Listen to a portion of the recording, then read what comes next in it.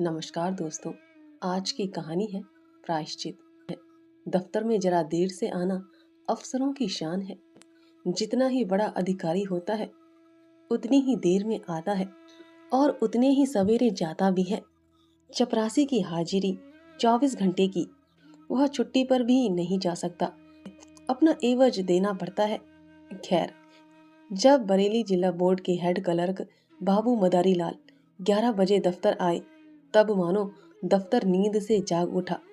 चपरासी ने दौड़कर पैरा गाड़ी ली, अर्दली ने दौड़कर कमरे की चिक उठा दी और जमादार ने डाक की किस्त मेज पर लाकर रख दी। मदारी लाल ने पहला ही सरकारी लिफाफा खोला था कि उनका रंग फक हो गया। वे कई मिनट तक आश्चर्यवित हालत में खड़े रहे, मानो सारी ज्ञान इंद्रियां शिथिल हो गई हो। उन पर बड़े बड़े आघात हो चुके थे, पर इतने बदहवास वे कभी ना हुए थे। बात यह थी कि बोर्ड के सेक्रेटरी की जगह जो 1 महीने से खाली थी, सरकार ने सुबोध चंद्र को वह जगह दी थी। और सुबोध चंद्र वह व्यक्ति था जिसके नाम ही से मदारी लाल को घृणा थी। वह सुबोध चंद्र जो उनका सहपाठी था, जिस जग देने को उन्होंने कितनी ही चेष्टा की पर कभी सफल ना हुए थे, वही सुबोध आज उनका अफसर होकर आ रहा था। सुबोध की इधर कई सालों से कोई खबर ना थी। इतना मालूम था कि वह फौज में भर्ती हो गया था। मदारी लाल ने समझा वही मर गया होगा, पर आज वह मानो जी उठा और सेक्रेटरी होकर आ रहा था। मदारी लाल को उनकी मातहती में काम करना पड़ेगा। इस अपमान से तो मर जाना कहीं अच्छा था। इस सुबोध को स्कूल और कॉलेज की सारी बातें अवश्य ही याद होंगी। मदारी लाल ने उसे कॉलेज से निकलवा देने के लिए कई बार मंत्र लगाए, झूठे आरोज किए, बदनाम किया। क्या सुबोध सब कुछ भूल गया होगा? कभी नहीं, नहीं। वह आते ही पुरानी कसर निकालेगा। मदारी बाबू को अपनी प्राण रक्षा का कोई उपाय ना सूझता था। मदारी और सुबोध के ग्रहों में ही विरोध था। दोनों एक ही दिन एक ही शाला में भर्ती हुए थे और पहले ही दिन से दिल में ईर्ष्या और द्वेष की वह चिंगारी पड़ गई जो आज 20 बरस बीतने पर भी ना बुझी थी। सुबोध का अपराध यही था कि वह मदारी लाल से हर एक बात में बड़ा हुआ था। डीडोल, रंग रूप, रीति व्यवहार, विद्या बुद्धि, ये सारे मैदान उसके हाथ थे। मदारी लाल ने उसका यह अपराध कभी क्षमा नहीं किया। सुबोध 20 बरस तक निरंतर उसके हृदय का कांटा बना रहा। जब सुबोध डिग्री लेने अपने घर चला गया और मदारी फेल होकर इस दफ्तर में नौकर हो गई, तब उनका चित्त शांत हुआ। किंतु जब यह मालूम हुआ कि सुबोध बसरे जा रहा है, जब तो मदारी लाल का चेहरा खिल उठा। उनके दिल से वह पुरानी फांस निकल गई। पर हाँ, हतभाग्य, आज वह पुराना नासुर शतगुण, टीस और जलन के साथ खुल गया। आज उसकी किस्मत सुबोध के हाथ में थी। ईश्वर इतना अन्यायी है, विधि इतना कठोर। जब जरा चित्त शांत हुआ, तब मदारी ने दफ्तर के क्लर्कों को सरकारी हुक्म सुनाते हुए कहा, अब आप लोग जरा हाथ पांव संभाल कर रहिएगा। सुबोध चंद्र वे आदमी नहीं जो भूलों को क्षमा कर दे। एक क्लर्क ने पूछा, क्या बहुत सख्त है? वह तो आप लोगों को 2-4 दिन ही में मालूम हो जाएगा। मैं अपने मुंह से किसी की क्यों शिकायत करूं? बस चेतावनी दे दी कि जरा हाथ पांव संभाल कर रहिएगा। आदमी योग्य है, पर बड़ा ही क्रोधी, बड़ा दंभी। गुस्सा तो उसकी नाक पर रहता है।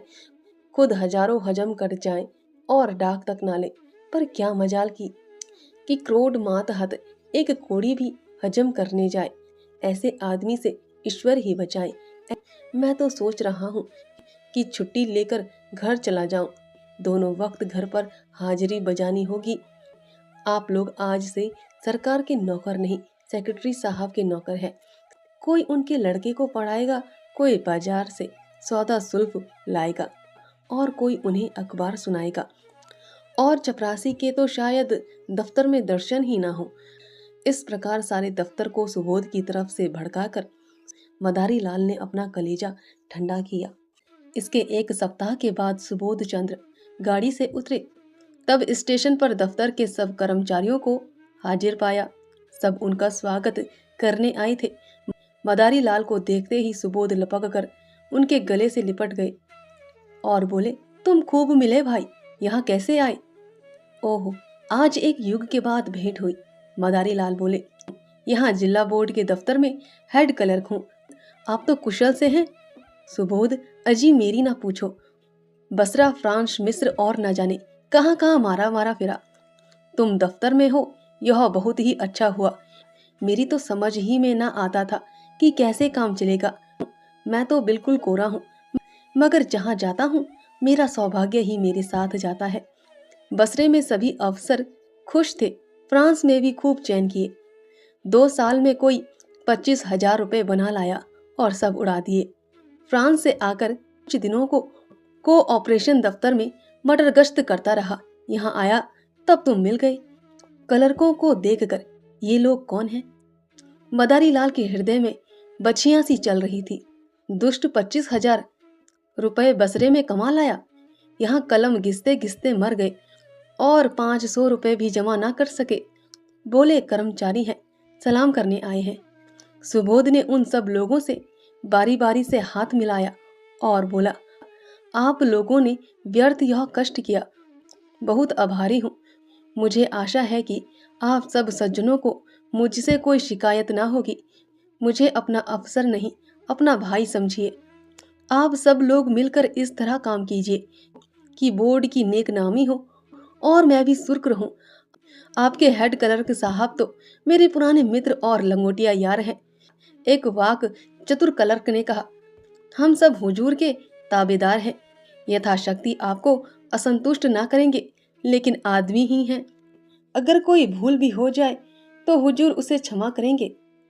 सुबोध ने नम्रता से कहा, यही मेरा सिद्धांत है और हमेशा से यही सिद्धांत रहा है। जहां रहा मतहतों से मित्रों का सा बर्ताव किया। हम और आज दोनों ही किसी तीसरे के गुलाम हैं। फिर रौब कैसा, फिर अफसरी कैसी। हाँ, हमें नेक नीयत के साथ अपना कर्तव्य पालन करना चाहिए। जब सुबोध से विदा होकर कर्मचारी लोग चले, तब आपस में बातें होने लगी। आदमी तो अच्छा मालूम होता है। हेड क्लर्क के कहने से तो ऐसा मालूम होता था कि सबको कच्चा ही खा जाएगा। पहले सभी ऐसी ही बातें करते हैं, ये दिखाने के दांत है। सुबोध को आए 1 महीना गुजर गया। बोर्ड के क्लर्क, अर्दली, चपरासी सभी उसके बर्ताव से खुश हैं। वह इतना प्रसन्नचित्त है, इतना नर्म है कि जो उससे एक बार मिला है सदैव के लिए उसका मित्र हो जाता है। कठोर शब्द तो उसकी जबान पर आता ही नहीं। इनकार को भी वह अप्रिय नहीं होने देता, लेकिन द्वेष की आंखों में गुण और भी भयंकर हो जाता है। सुबोध के ये सारे सद्गुण मदारी लाल की आंखों में खटकते रहते हैं। उसके विरुद्ध कोई ना कोई गुप्त षड्यंत्र रचते ही रहते हैं। पहले कर्मचारियों को भड़काना चाहा, सफल ना हुए। बोर्ड के मेंबरों को भड़काना चाहा, मुंह की खाई। ठेकेदारों को उभारने का बीड़ा उठाया, लज्जित होना पड़ा। वे चाहते थे कि बूस में आग लगाकर दूर से तमाशा देखें। सुबोध से यूं हंसकर मिलते, यूं चिकनी चुपड़ी बातें करते, मानो उसके सच्चे मित्र हैं, पर घात में लगे रहते। सुबोध में सब गुण थे, पर आदमी पहचानना ना जानते थे। वे मदारी लाल को अब भी अपना दोस्त समझते हैं।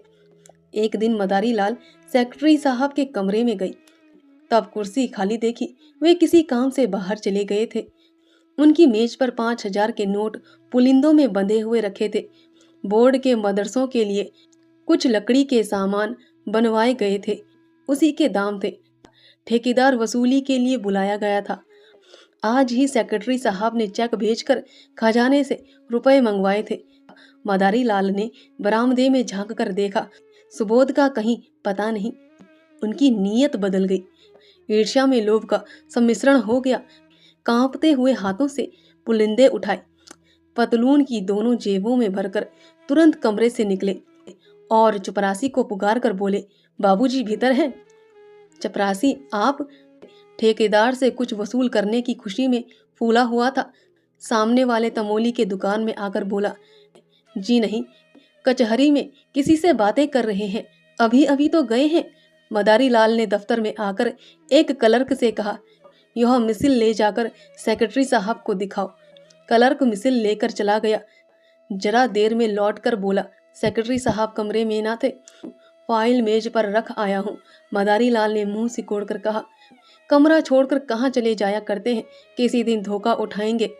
क्लर्क ने कहा, उनके कमरे में दफ्तर वालों के सिवा और जाता ही कौन है। मदारी लाल ने तीव्र स्वर में कहा, तो क्या दफ्तर वाले सब के सब देवता हैं? कब किसी की नीयत बदल जाए कोई नहीं कह सकता। मैंने छोटी छोटी रकमों पर अच्छों की नीयतें बदलते देखी हैं।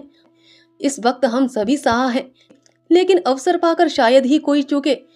मनुष्य की यही प्रकृति है। आप जाकर उनके कमरे के दोनों दरवाजे बंद कर दीजिए। क्लर्क ने टालकर कहा, चपरासी तो दरवाजे पर बैठा हुआ है। मदारी लाल ने झुंझलाकर कहा, आपसे जो मैं कहता हूँ वह कीजिए। कहने लगे चपरासी बैठा हुआ है। चपरासी कोई ऋषि मुनि है? चपरासी ही कुछ उड़ा दे तो आप उसका क्या कर लेंगे? जमानत भी है तो 300 की, यहाँ एक एक कागज लाखों का है। यह कहकर मदारी लाल खुद उठे और दफ्तर के द्वार दोनों तरफ से बंद कर दिए। जब चित्त शांत हुआ तब नोटों के पुलिंदे जेब से निकालकर एक अलमारी के कागजों के नीचे छिपाकर रख दिए। फिर आकर अपने काम में व्यस्त हो गए। सुबोध चंद्र कोई घंटे भर में लौटे, तब उनके कमरे का द्वार बंद था। दफ्तर में आकर मुस्कुराते हुए बोले, मेरा कमरा किसने बंद कर दिया? भाई क्या मेरी बेदखली हो गई? मदारी लाल ने खड़े होकर मधु तिरस्कार दिखाते हुए कहा, साहब गुस्ताखी माफ हो। आप जब कभी बाहर जाएं, चाहे एक ही मिनट के लिए क्यों न हो, तब दरवाजा बंद किया करें। आपकी मेज पर रुपए पैसे और सरकारी कागजात पत्र बिखरे पड़े रहते हैं। न जाने किस वक्त किसकी नीयत बदल जाए। मैंने अभी सुना कि आप कहीं गए हैं। जब दरवाजे बंद कर दिए, सुबोध चंद्र द्वार खोलकर कमरे में गए और सिगार पीने लगे। मेज पर नोट रखे हुए हैं, इसके खबर ही ना थी। सहसा ठेकेदार ने आकर सलाम किया।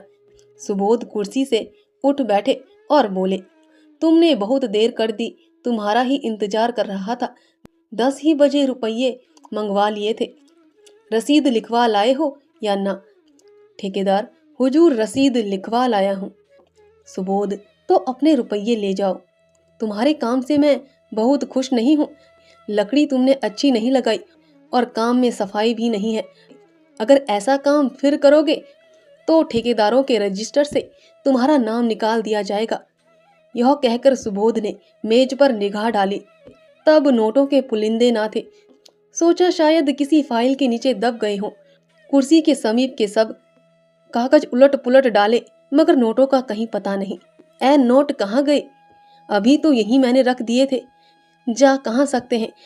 फिर फाइलों को उलटने पुलटने लगे। दिल में जरा जरा धड़कन होने लगी। सारी मेज के कागज छान डाले, पुलिंदों का पता नहीं। तब वे कुर्सी पर बैठकर इस आध घंटे में होने वाली घटनाओं की मन में आलोचना करने लगे। चपरासी ने नोटों के पुलिंदे लाकर मुझे दिए, खूब याद है। भला यह भी भूलने की बात है। और इतनी जल्द मैंने नोटों को लेकर यहीं मेज पर रख दिया, गिना तक नहीं। फिर वकील साहब आ गए, पुरानी मुलाकाती है। उनसे बातें करता जरा उस पेड़ तक चला गया। उन्होंने पान मंगवाए, बस इतनी ही देर हुई। जब गया हूँ तब पुलिंदे रखे हुए थे, खूब अच्छी तरह याद है। तब ये नोट कहाँ गायब हो गए? मैंने किसी संदूक, दराज या अलमारी में नहीं रखे। फिर गए तो कहाँ? शायद दफ्तर में किसी ने सावधानी के लिए उठाकर रख दिए हो। यही बात है, मैं व्यर्थ ही इतना घबरा गया। छी! तुरंत दफ्तर में आकर मदारी लाल से बोले, आपने मेरी मेज पर से नोट तो उठाकर नहीं रख दिए? मदारी लाल ने भौचक्के होकर कहा, क्या आपकी मेज पर नोट रखे हुए थे? मुझे तो खबर ही नहीं। अभी पंडित सोहन लाल एक फाइल लेकर गए थे, तब आपको कमरे में ना देखा। जब मुझे मालूम हुआ कि आप किसी से बातें करने चले गए हैं, तब दरवाजे बंद करा दिए। क्या कुछ नोट नहीं मिल रहे हैं? सुबोध आंखें फैलाकर बोले, अरे साहब, पूरे 5,000 के हैं। अभी अभी चेक भुनाया है। मदारी लाल ने सिर पीट कर कहा, पूरे 5,000? हाँ भगवान, आपने मेज पर खूब देख लिया है। अजी 15 मिनट से तलाश कर रहा हूँ। चपरासी ने पूछ लिया कि कौन कौन आया था।